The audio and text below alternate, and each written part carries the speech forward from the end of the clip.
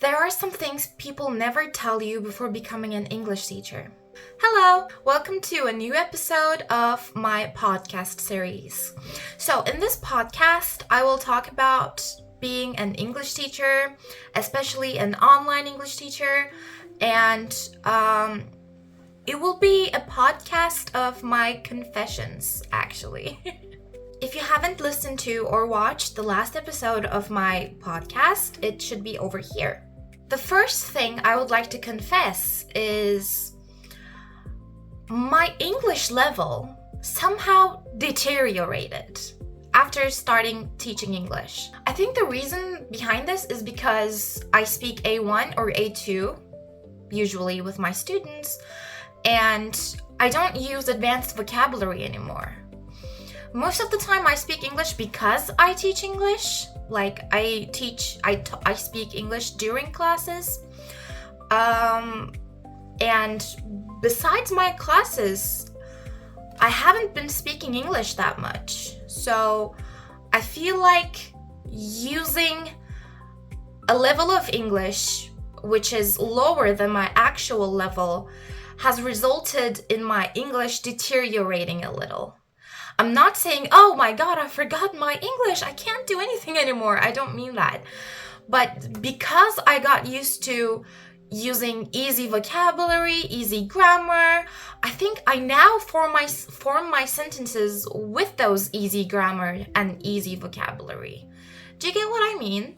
And I'm not saying that, oh, my students are the ones who caused this, but I'm saying that me trying to adjust myself to their levels resulted in this. Which is not a bad thing, because it just shows that I am flexible. So, as an English teacher, you might have experienced this too, if you are not a native speaker. Like, you feel like your English deteriorates, but is it the case? I don't know. I really don't. So, this is why I confess that I enjoy my time with my B1 or B2 students more. Because I get to actually converse in English and in a free way, you know? I don't limit myself. I'm not thinking about grammar, vocabulary, and if there is something that they do not know about the grammar or vocabulary that I use, it is so easy to teach them. You know, they are supposed to learn that grammar or vocabulary anyway. So it's like, it's a lot more easier to converse with B1 or B2 students. But just because I enjoy my classes with my intermediate students more doesn't mean I don't enjoy my classes with my elementary students, beginner students. I love each and every one of my classes. I love doing this job. But still, we can love something more than the other, right? Another thing that I would like to confess is that I sometimes tell white lies. We have just talked about this with one of my students. The topic was, is honesty the most policy? And in teaching, no, it's not always the best policy, especially when teaching languages. Your motivation, your will to form new sentences, your self-confidence, these are far more important than me telling the truth to you 100% of the time. Sometimes students say sentences that are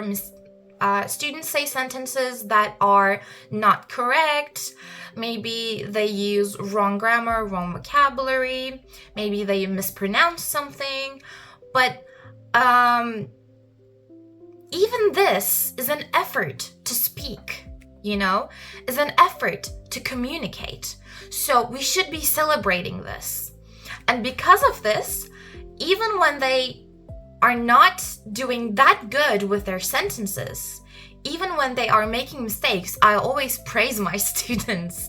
I always tell them that, oh my God, you're doing amazing.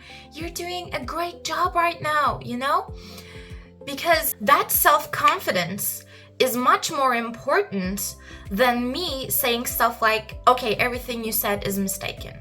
Like, you know. Because self-confidence is the first step to speaking fluently. So if I push my student with my praises, they are more likely to produce more sentences, you know? And this is why I always praise my students. I always tell them that they're doing a good job. I think this is really important, but sometimes I get tired of it, right? Like, I love doing my job. Again, I love doing my job, but sometimes it's it can be a little too much at times. Another thing that happened to me as an online English teacher is camera off students. Like, I have a lot of students like this. They prefer their camera off, or they turn their camera off sometimes, but they do it still. And that feels like teaching something to a wall. I don't like that feeling at all. Since it's online, I think it's especially important to see each other because, well, sometimes you don't understand what the person is saying without lip reading, without reading their lips. Like, I usually rely on that, especially when online. So when I can't see them, when their camera is off, I just feel so awkward because mine is on and they can clearly understand what I'm saying, but it's harder for me to understand them. Like, this happens to me a lot, and I warn them about this. I tell them, hey, like, when your camera is off, I can't really understand you that well. Can you turn it on when you have the chance? And usually they turn it on, but the next class, the camera is off again. It happens. This happens especially in group lessons. I think people feel comfortable because one of the students turns on their camera, so they feel like, oh, someone turned on their camera, why should I? You know, this is an online class. But it is important for communication.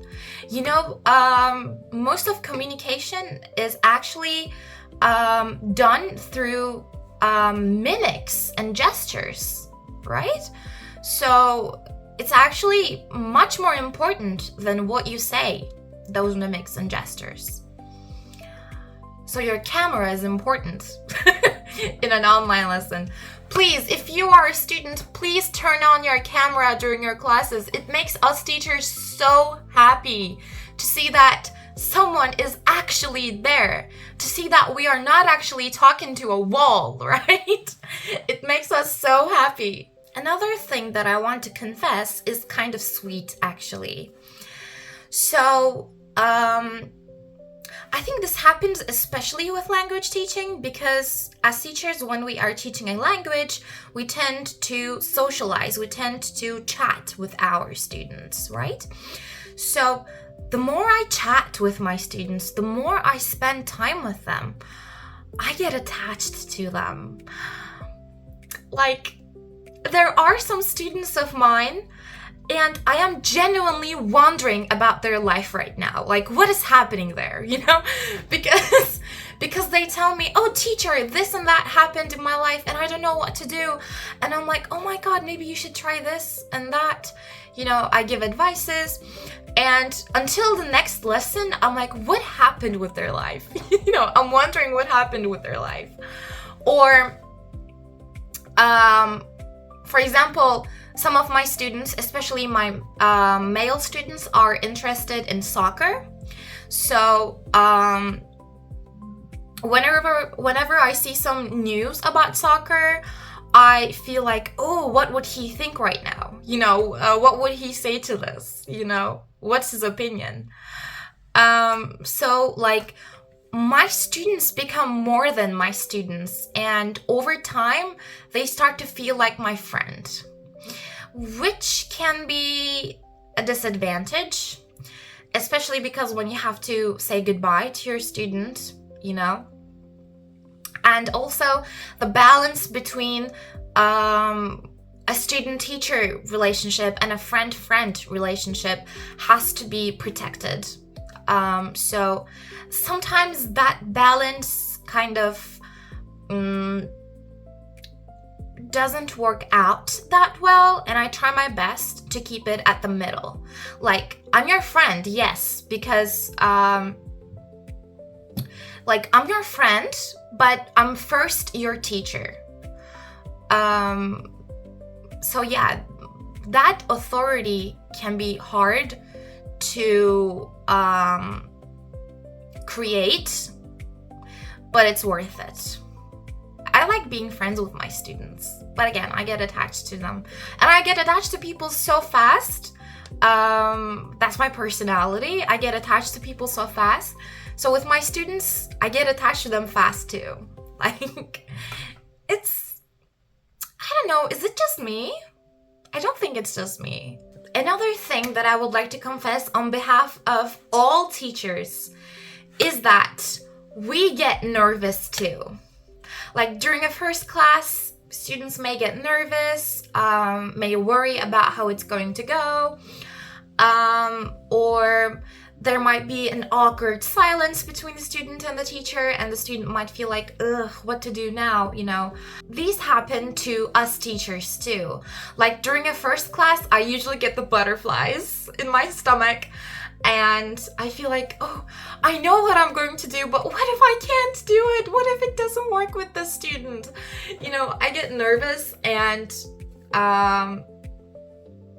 yeah, I doubt myself from time to time, and it can be really exhausting, but this is a part of the job, and I still love it.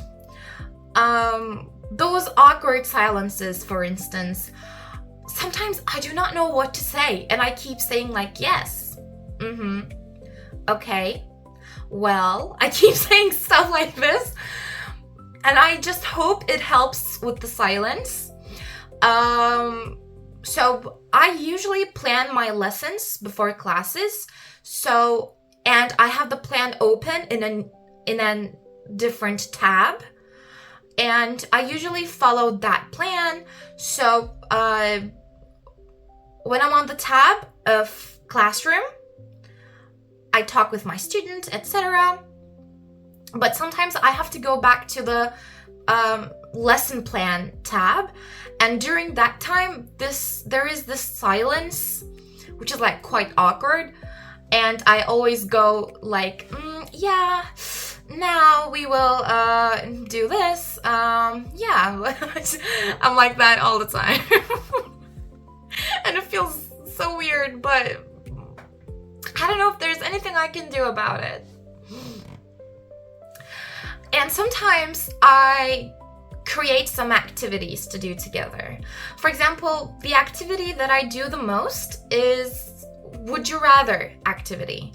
Like, I prepare some choices. I prefer some questions like coffee or tea, big city or village, I don't know, living alone or with your friends, living alone or with a roommate, etc. So this is the activity that I do the most, but sometimes I try different activities. And I always have this question in my head, does this make sense? Does this activity make sense to my student? Or is it going to be fun? Is my student going to enjoy this? Yeah, I get nervous about that too. Like, yeah, us teachers also have feelings. Like, we're not robots, you know? We love having fun as much as you do. We don't like silences as much as you don't. And we're human, right? So sometimes it's okay to make mistakes. Sometimes it's okay not to know something. This is another thing I am going to confess. Sometimes I forget. Sometimes I forget what I asked you.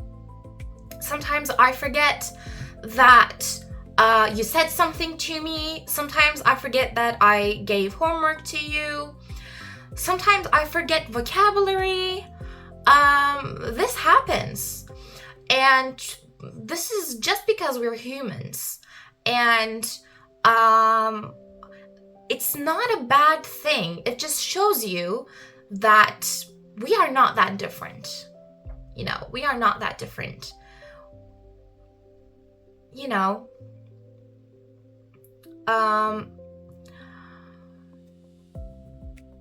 yeah, when I first started teaching 5 years ago, I was so scared of saying I forgot, because I thought I would seem so irresponsible to my students, and I didn't like that feeling. I was like, what if I don't know a word? What if I forget a word? What if I know a word but I don't know how to describe it? You know, these were the concerns that I had. And over time, I learned to say that, oh, give me a minute, let's look this up. You know? Let's look this up together. Let's learn what it means together. Let's remember this together. I learned to grow with my students at the same time. This is a really important skill. Remembering that you are human, not a robot, is a very important skill. And I'm so glad I have this skill right now, because now I feel much more comfortable with my students. And this doesn't mean that I forget all the time, or forgetting things is always okay. This doesn't mean that. This just means that sometimes we can make mistakes, and that it's totally okay. Because think about it, when language teaching, when a student makes a mistake, as teachers, we always tell them, oh no, it's okay, don't worry about it. So why is it when we make a mistake as teachers, we get judged?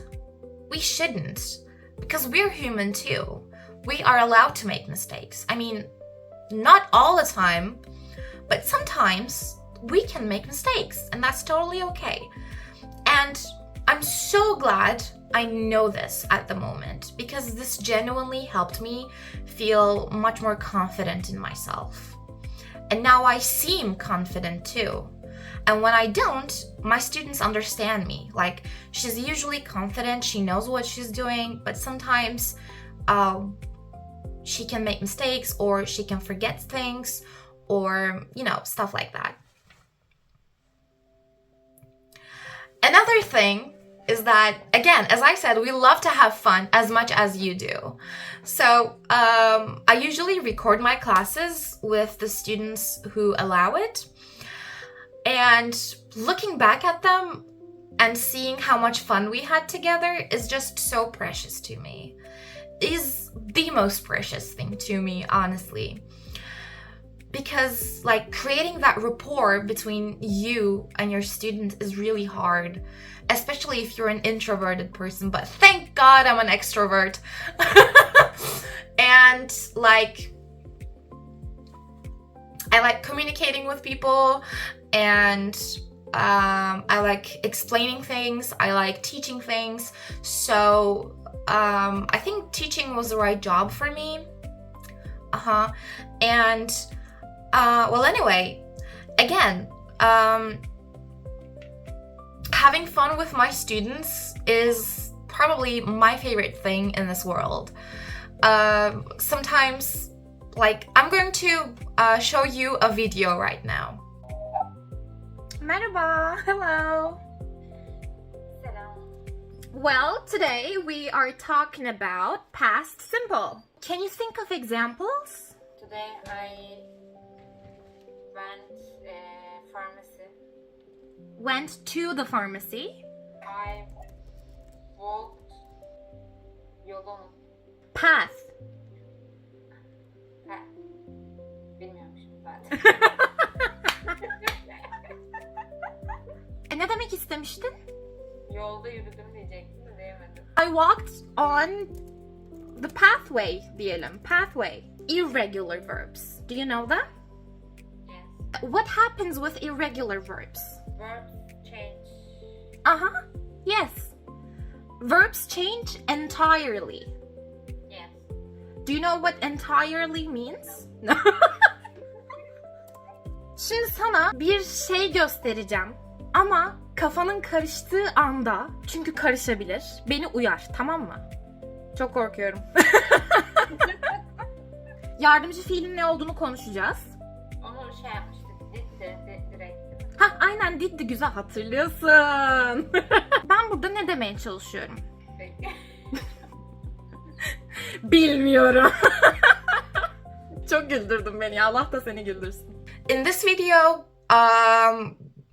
as you can see, we are having fun with my students, and she laughs at herself because she doesn't know things. And I think that's beautiful, how at peace with herself she is. And that's really beautiful because I'm not laughing at her to make her feel bad. I'm laughing because I want her to feel more comfortable about the classes. I want her to know that not knowing something is okay. Like, I don't think this is being diminishing about the student. I think if I were doing that, I would actually laugh at my student and not explain anything, or would make jokes about it. But I laugh with my student. That's the difference, in my opinion. And yeah, most of my students are really fun people to spend time with. And I'm so glad it is the way it is.